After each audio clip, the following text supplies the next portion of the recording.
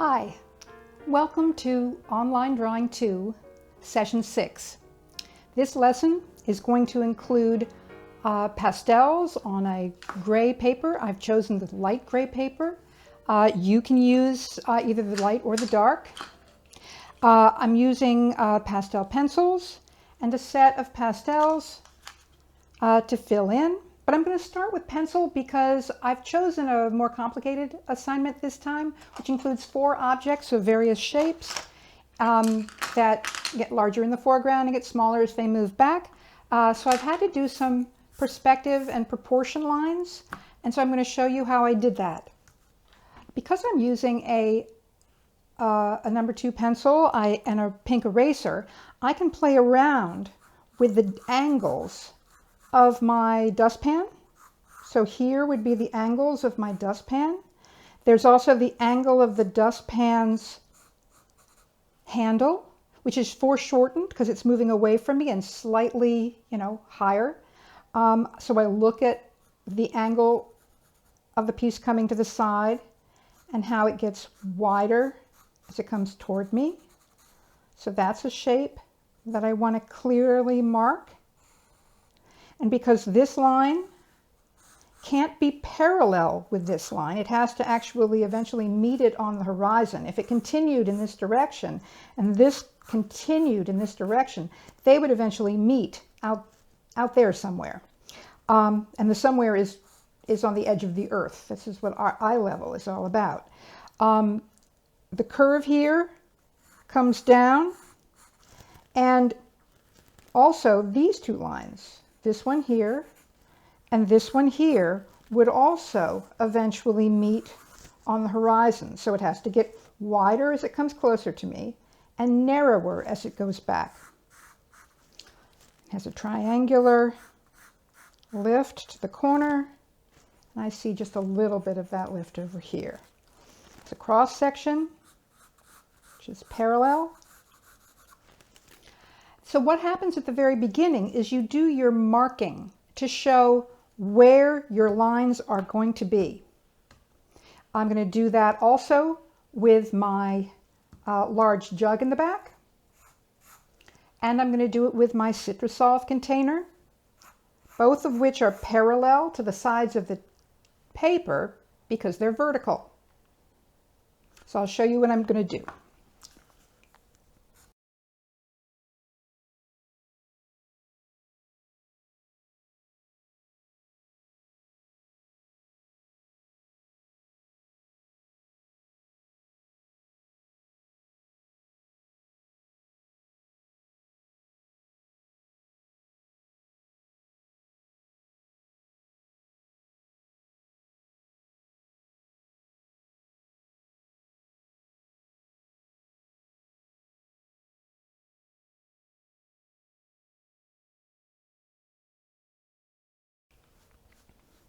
Now I'm going to look at the negative space around the objects to make sure that I place them correctly.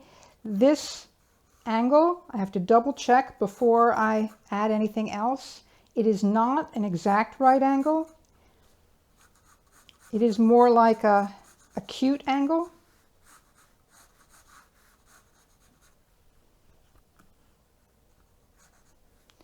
And I fit my last bottle into that angle, looking at the spaces here and here.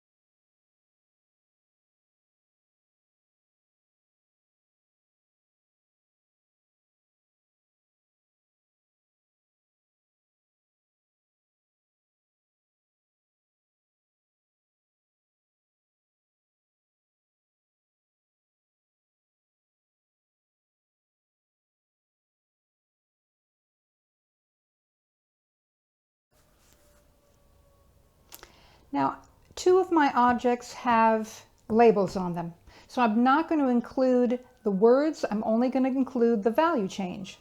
There's a value change because this is yellow and this is blue, and this is white and this is yellow. So that's how I will show it rather than including the words and the pictures on the surface. These lines will also cross on the horizon line.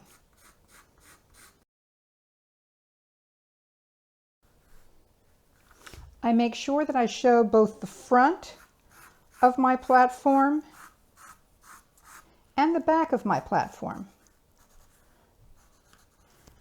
because I may end up changing the value from here to here.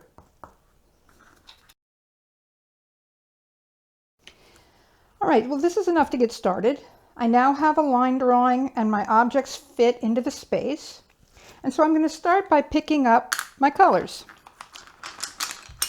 There will, of course, be blues and yellows and whites and browns and a little bit of black. But I notate where I'm going to put my highlights at the beginning.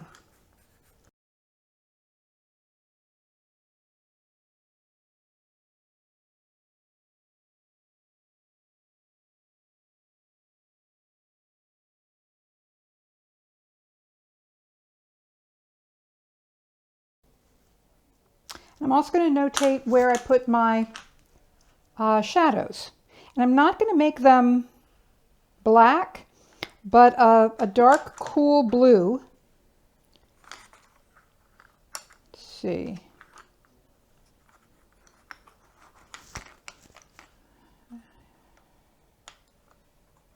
This one. And it's just a notation. I'm not actually finishing these shadows yet.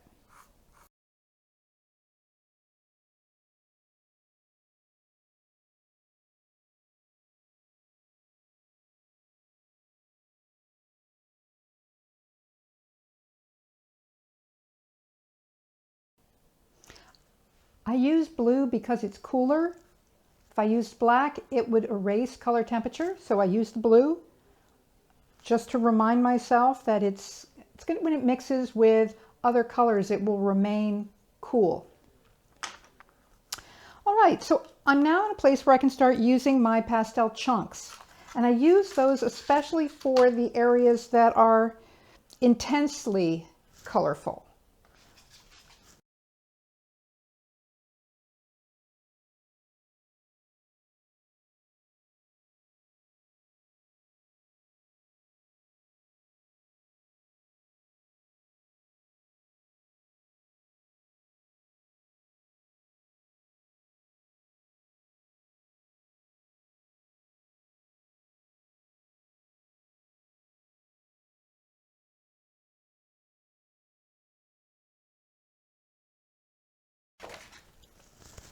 I'm adding the complement, which is purple.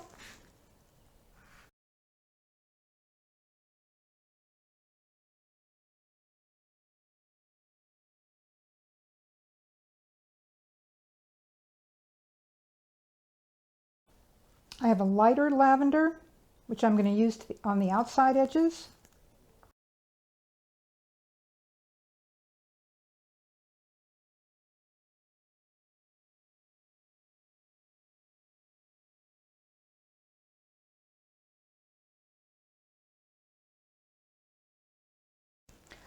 Now I'm going to start working on my brown object. The good thing about the brown object is it pushes the foreground object forward. You can use a couple of different browns and a couple of different brown pencils and some black.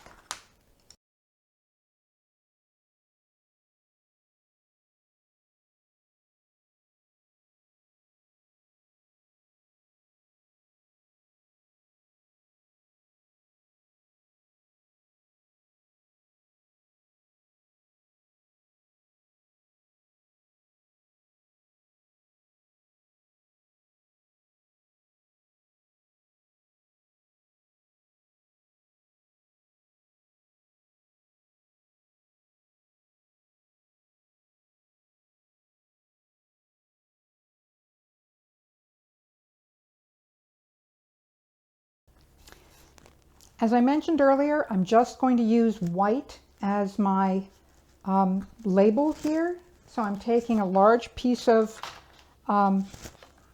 white pastel and pressing down.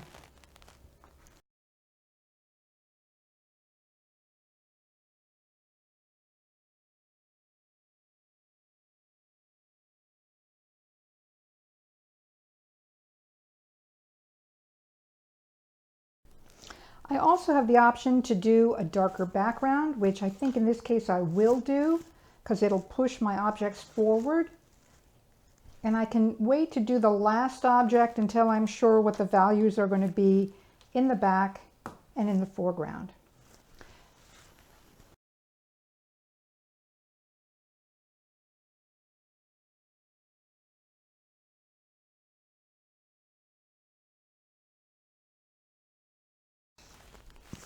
I'll be using a darker blue closer to the white tablecloth and a lighter blue as I move up.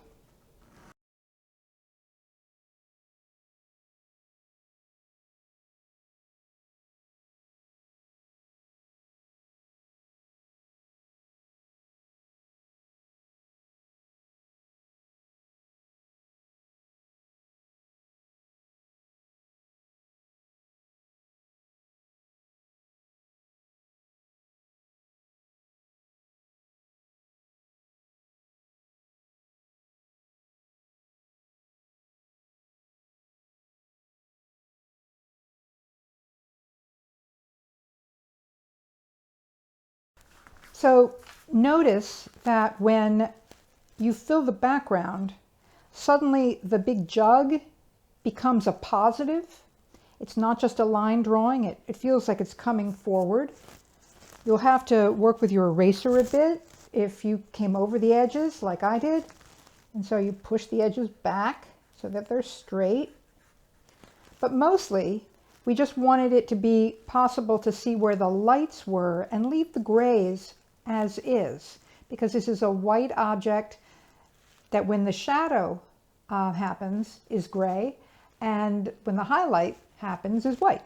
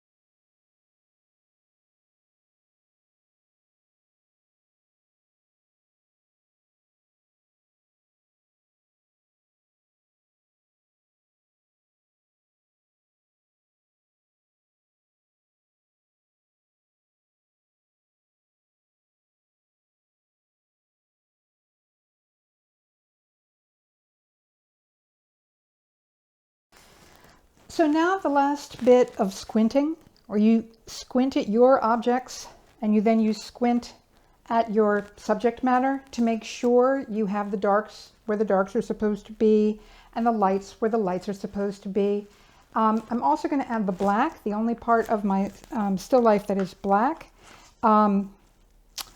is the top of this bottle.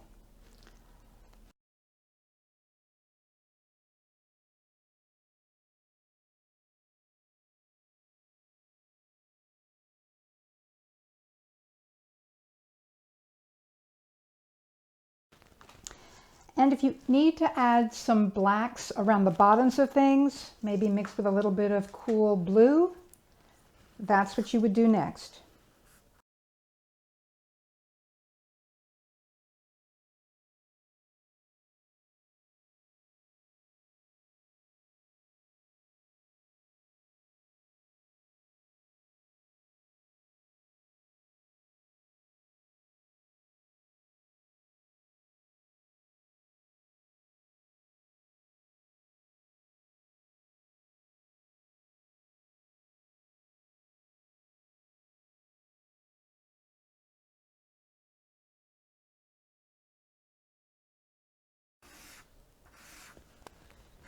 All right. So this is my finished drawing. Yours will be your objects, but hopefully you found some colorful ones so you can use as many of the colors in your box as you want to, and have fun.